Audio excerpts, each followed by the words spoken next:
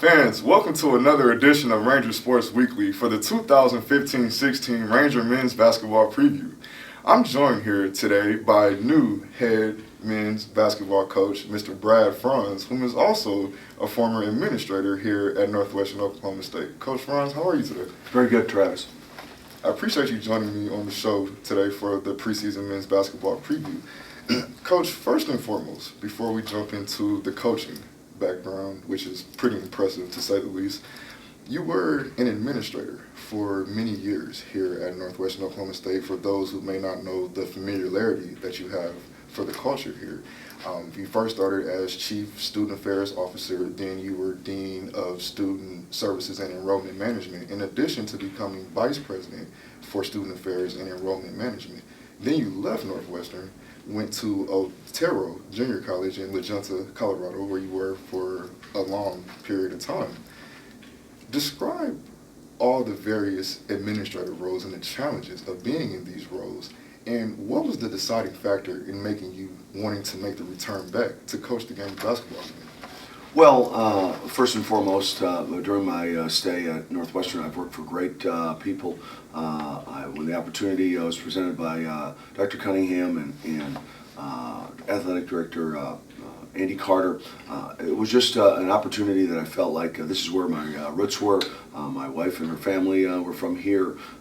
Northwestern had always been very, very, very good to me and to all of us. And a chance to lead this program and lead these young men to a chance to have an opportunity to graduate, grow as young people, and then lead this basketball program on the court was just too good to pass up. All the roles that I've had along the way, all I think fit together. They're all about what I'm about, and that's helping young people grow and mature and develop the things that they would like to, that be it academically, be it socially, be it personally, and be it on the basketball court. And so it was just a pretty easy decision when it presented itself. Certainly, certainly. Now, working in administration, you've dealt with countless issues, I can imagine, not only from an academic perspective, but from an athletic perspective. With all the issues that you've dealt with, what characteristics did you take from being an administrator that essentially became useful in your coaching philosophies at all the various institutions that you coached at? I think they both bounce back and forth. Some things that I learned early along in coaching were very, very helpful. Patience, hard work ethic, the ability to listen and work with other people, shared governance, that you can work with people all around and listen to other people's opinions. I think they all work together. As an administrator, you've got to work with a wide variety of people. You've got a lot of different issues in student services and student affairs. It's still about caring for the students. Your chief responsibility is the students at the institution and their well-being and helping them with all the other issues they've got going besides instruction. I've also had the opportunity on the other side of the fence to be Vice President of Instruction, so I've seen it from the instructional side, and they've all been very, very helpful. They all come back to, I think, where I got my roots, and that is on the basketball court, and that's teaching and learning. And what coaching is teaching and being able to take the things that you want to happen on the basketball court to be carried over into life and life's aspects. When I had the opportunity to get in student affairs, it was recruiting, which is tied into basketball. It was helping people with crisis management, which is coaching basketball. It was taking a plan and putting it into action and helping it work and listening to all those involved. So many of the things carried over to one another. They're distinctly different. But they were all still kind of what it was about, and that is helping young people succeed. Definitely, definitely. Now, as we move forward to your coaching resume, which is amazing, essentially this is not your first occasion here as a head coach. I mean, not only as a head coach, but just coaching period here at Northwestern Oklahoma State. Your coaching career extends back to the late 80s, to 1986 to be exact. Is that right? Yes. You were at the University of Tulsa, the University of California, Davis, which are two Division I perennial institutions, along with being at two junior colleges. You were at Sheridan College in Wyoming and also Otero Junior College in La Junta, Colorado, where you worked for 15 years. Back in the 80s, how was it coaching Division I basketball in the 80s. Looking at how much the game has evolved now, from an athleticism standpoint, kind of describe the difference between the game and how it was back in the 80s versus how it is now in the new millennium. Well, I don't. A lot of people think it's changed drastically. I really don't think it is. Young people want direction. Players want to be able to be helped to be coached to become the best basketball players they can be. That's never changed along the way. Players today want to be given new ideas. They want to be helped to build on their game. That hasn't changed. They want to be worked with individually. They want to be treated as individuals. Sometimes today the world likes to know why, and I like that. I've always explained why we're going to do something some way, why I really believe that class attendance ties into your ability to perform on the basketball court, why I think it's important that you listen and execute the game plan has never changed along the way. Those things have remained a constant, and I think today's young person is no different than back in the 80s, 90s, in those different times, because it's all about coaching, it's all about teaching, it's all about learning. If you're not a good teacher in the game of basketball or any athletic sport, if you can't relay the plan that you want for it, and then provide the leadership that is needed that say this is why we've got to do this, and there are 5 different ways to do it, but this is a way that fits our basketball team the best. I think you're going to struggle, and regardless, even when you can put all those together, there's so many different factors that come into play. But I don't think the game has changed drastically, because it's still about number one, the game of basketball is about putting the ball in the hole and stopping the opponent from scoring. And then also helping players. Players know when you really care. People know when you really care about them. The passing hello and how are you go a lot deeper than how can I help you. What is the problem that you have today? If I can help you through that problem, does that help you do better in your classwork later on in the day? Does that help you perform better on the basketball court because you don't have the worries that you have? Those things I think have all remained the same. So yes, there's been a lot of changes, but many things have remained constant. Definitely. Now, at Otero Junior College, where you were for 15 years, you had an incredible coaching stint at Otero.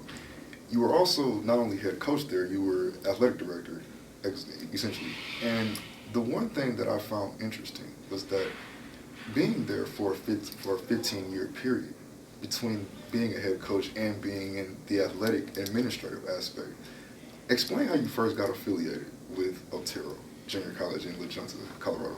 I worked for a coach by the name of Bob Battisti, who was really successful here in the 80s, 90s, and 2000s. And I graduated from here, I got my master's from here, so I learned of the education. And we had some players that had played for us here that we moved on to play at Otero. We got players out of there, recruited players out of Otero, so I got to know the administration there as we worked with them and getting players to come there from here. And it was just kind of a mutual respect. And when the opportunity came to coach there, and I applied for the position, I was able to be fortunate enough to gain that position there.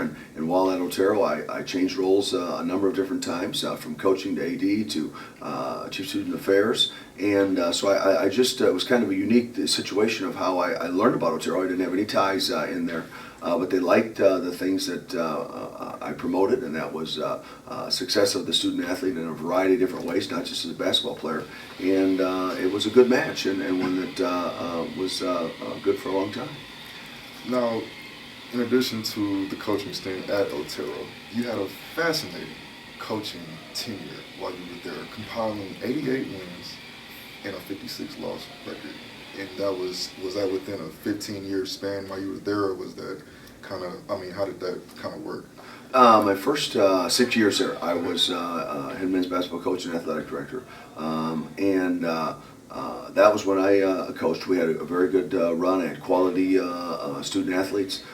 They took care of their business in the classroom, so they graduated. They went on in the junior college ranks. It's your opportunities to move them on to four-year institutions, and we had a good run of players going to high-level academic institutions athletically and academically.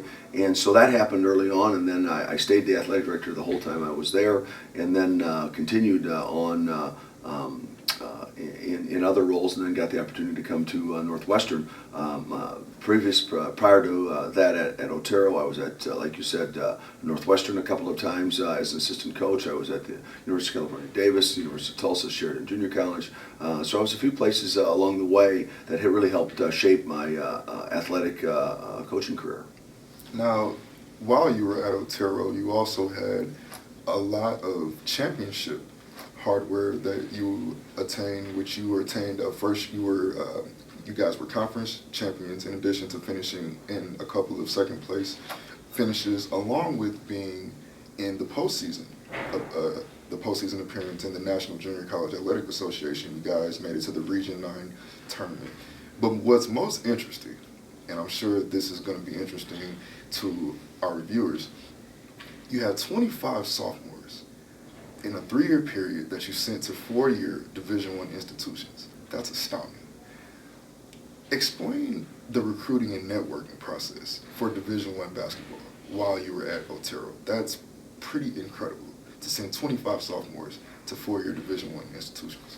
The success started with graduation. I have a strong belief that first and foremost, you're not going to get anywhere if you don't graduate, and you had to graduate to move on to the Division I level. And we made sure that our students, athletes, graduated. They took care of their business in the classroom. Once they graduated, then they can move on to any institution of their choosing academically, and that holds back so many players. And it was started here when I first got my start in coaching at Northwestern. I came from a lineage. My dad was in coaching for 40 years, so I understood the game and. To continue to get those players to be able to move on and be successful at any level, they had to graduate. And so it's the same thing that I preach to my players here. Our first reason why you're here is to get a degree from Northwestern. It'll carry on. It's something they can't take away from you. It's going to be providing opportunity for you to get jobs and be successful. But that helped propel our institution in national prominence because they graduated, and then they were also very, very good basketball players. So they had some opportunities to move on to some pretty high-level basketball institutions, from the SEC to the Big Ten to the Big 12, and be successful. Certainly. Now, some of your former players played at the NBA level, which I found amazing. How many players did you coach that essentially made it to the NBA level?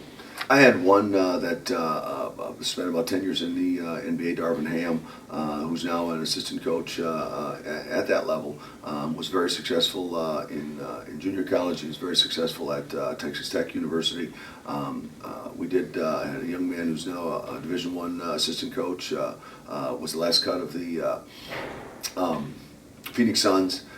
We had a few that played overseas and were pretty successful. And so ultimately, to have one like him to go on and be successful and be able to have that opportunity was really, really fun and exciting. But along the way, there were so many players that got their degrees and went on to success in business and success in life, and that's what it's all about. Making sure that the people that you coach garner a foundation that can help them be successful along the way. Definitely. Now, Coach, aside from coaching for just a moment, you were involved extensively in the national recruiting scene as a junior college national talent scout with Mullins Recruiting Services. Is that correct? Yes. Now, from a personal perspective, being a former athlete, many high school coaches or coaches that are at the lower levels from the collegiate level are familiar with recruiting services such as Rivals.com, Scout.com, Max Preps, and ESPN's Top 100 Recruiting. I'm just curious, how do they classify, particularly speaking, when it comes to classifying this particular individual as being the best prospect in the nation? What is the process in ranking prospects in any given sport? in these various national recruiting services, how do they go about classifying who's considerably a top prospect? The way we did it at Mullins, and I had worked for a very prominent person, Jerry Mullen, who ran the most respected junior college scouting service. And that is in the fact of you've got to see that person first. Everybody knows the top 30 or 40 players in the country. But from then on, it gets a little bit more difficult as you try to rank the players. You look at so many different variables. The physical attributes, obviously, can they shoot, can they pass, can they score, can they play defense. But then there are so many other things that come onto the court, the off-the-field characteristics and the way they conduct themselves as individuals.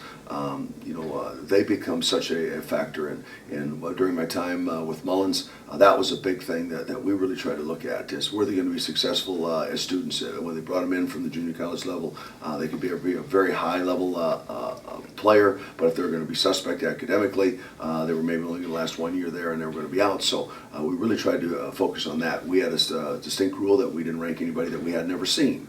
Many scouting services spend their time on ranking guys that they've never seen because they've heard another scouting service saw them and the like. We may have heard about somebody along the way and then gone and seen them, but taking a look at them, being able to lay your eyes on them and really understand what they were about was a constant for the president and CEO of Mullins. That carried on to me. I really believe that if you trust the people that you have working for you, I have a great assistant working for me, and Jeremy Jones and the rest of my staff, and I tell them I trust them as they are out there on the road recruiting and looking at players. They know what I'm looking for, and because that had been bestowed upon me to say, hey, Brad, if you tell me that this player can do this, this, and this, then that's where we're going to rank them. So it varies from program to program as far as, like you're talking, Rivals and Max Reps and our service in Mullins of how they do it. Some go off of reputation and others go off of what they see. I'm a big believer that you got to see that player, and then you look at what attributes you think are important, and those were the things that we looked at, and I spent a lot of years doing that, and I really spent a lot of time watching body language, how a player conducts himself out on the court, how the player conducts himself off the court, how the player conducts himself on the bench. All those things come into play when a coach is calling you saying, hey, Brad, I'm trying to make a determination, do I take player A or not, and how does he conduct himself as a person? Well, I saw him really come off the court, get with the coach, do the things that he needed to do. I think he's going to be really coachable. He's obviously a very talented basketball player. I think you should go with that player. That would go a long ways. Definitely, Coach. You opened the 2015 season against the University of Science and Arts at home on November 5th at Percival Fieldhouse. Now, from an analytical standpoint, as I watched practice last weekend, the guys looked phenomenal. The intensity level was at its highest on the offensive and defensive side of the ball. From your perspective, what can Ranger fans expect this upcoming 2015-16 season from Ranger men's basketball? Well, I think we're going to put a very good product on the floor. They're going to play very hard. They're going to play with enthusiasm. They take a lot of pride in wearing their Ranger red and black. They take a lot of pride in being Rangers. It starts with your senior leadership. We've got three great seniors in Thierry's Taylor, Lakeem Henderson, and Joe Gray. Our fourth captain is Adrian Motley. We've got other returners in Kevin Harkins, Zach Dumas. We've got guys that along the way I think do a very, very, very good job and have bought into what we think that we can help us be successful. I think the fans can expect a team that plays very, very, very intense and plays together. Those are all things that I think are going to be attributes for us, and I'm excited to coach them every day. I'm excited because of those upperclassmen. We've melded that in with a good group of incoming student athletes that I think are following the lead of our upperclassmen. And along the way, you take a sophomore who was a newcomer here, and Brandon Green. He's done a very good job for us at the point guard to go along with the other guys. So we've just got good upperclassmen, and those seniors and those upperclassmen have been through the wars of the GAC, the Great American Conference. Is very, very tough this year. There's not an easy game, we don't think, on the schedule. Everybody's reloaded and has good players, and so I think Ranger fans can expect really, really good games coming in during the season. I think we'll have a lot of fun. Our goal is to protect the house. That means we've got this arena is our place, and we want to play as hard as we possibly can, play as long as we possibly can, and do the best job we can, conduct ourselves as quality leaders and basketball players for Northwestern Oklahoma State. Definitely. Well, Coach Franz, I appreciate you joining me today on Ranger Sports Weekly to discuss a preseason analysis and to get an early look at the Ranger men's basketball program. Good luck this upcoming season as new head men's basketball coach here at Northwestern Oklahoma State, and I'm sure Ranger fans are definitely anticipating seeing what product we have this year as you being the new head men's basketball coach. I appreciate you joining me on Ranger Sports Weekly. I appreciate it, and we're very proud of that aspect, and we look forward to a great year. Join us every week on Ranger Sports Weekly for 7 News Sports. For 7 News Sports, I'm Travis Harmon-Smith.